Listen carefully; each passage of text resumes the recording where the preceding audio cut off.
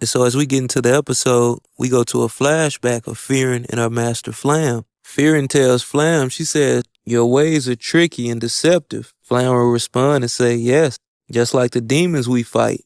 If they want to use tricks and be deceptive, then we'll do the same. She then says, I take no offense. I'll use any tactic to destroy those demons.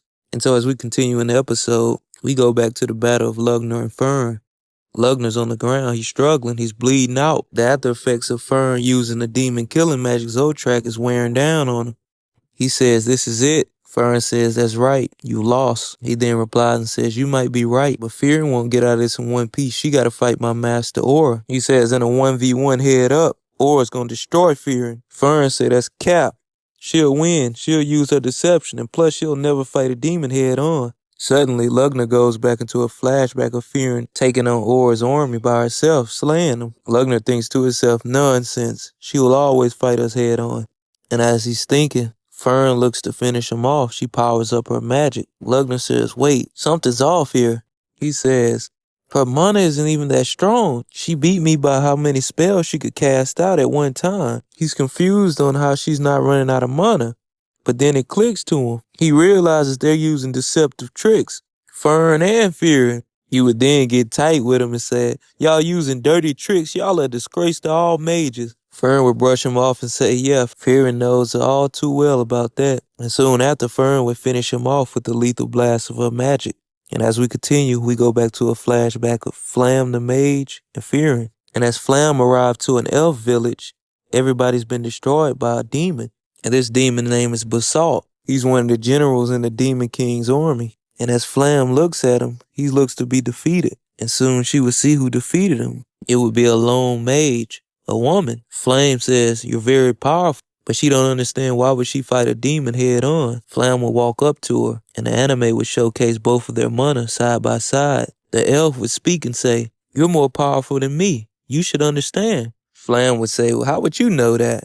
She said, just a guess. Soon after we would continue on to the scene, Flam would console young Frieren because Frieren would tell her she was the strongest in the village and she couldn't protect anybody. Flam would continue to console her and make her feel better. And not only that, she would accept her as an apprentice. She said she's very talented.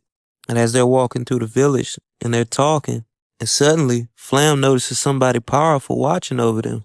Soon the enemy would show itself. And surprisingly, it's not one person. It's a group of mages from the Demon King's army, and they would order her to leave Frieren and go. Flam would say that these mages use deceptive practices. She explained to Frieren that they were going to hide their mana in ambushes. She would continue and say, but they were so overconfident in their magic that they didn't see us as a threat, and they showed themselves. And as the Demon King mages order her to let down Frieren, she says, okay, she would comply. But the carelessness and the overconfidence of these mages would be their detriment because Flam would annihilate them with powerful magic. The anime finally showcases how powerful Flam is. Frieren says, you hid your power. Flam then explains, she says, I killed them by making them misjudge how much power I had. Soon after, the anime would go to the next morning and Flam would be looking to train Frieren. But this wouldn't be normal magic. It would be the deceptive magic of restricting your mana. Frieren would do this with ease. Flam would say, okay, you did well. She would give her a next task, and that would be holding the power of her mana for long periods of time, keeping it sustained. After doing this, Frieren says, this is exhausting.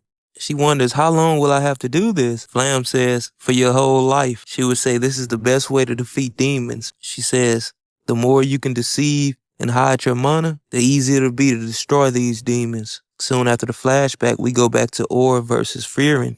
Aura tells Frieren that you've killed Lugner. Frieren responds and says, yes, it's over. Aura says, no, if I defeat you, it will still be a success. And as they're talking, Aura will pull out the scales of submission.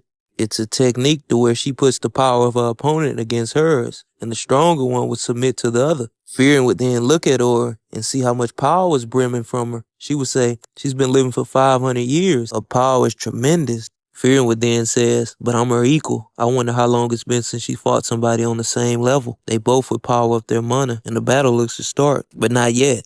We go back to a flashback of Frieren and Flam. Flam would give Frieren the reason why demons don't regulate and control their mana. She would explain that they're individualists, and to them, their mana is everything to them, so they don't like to regulate it. and they can't regulate it. She goes further and explains and says, when the powerful demons show their mana, it's just like humans showing their power and status, similar to a king. She goes on and say, demons are bound to magic just like humans are bound to wealth and status. And after she tells all the lore, she says, but demons can't control their mana freely, and since they love magic so much, they show it.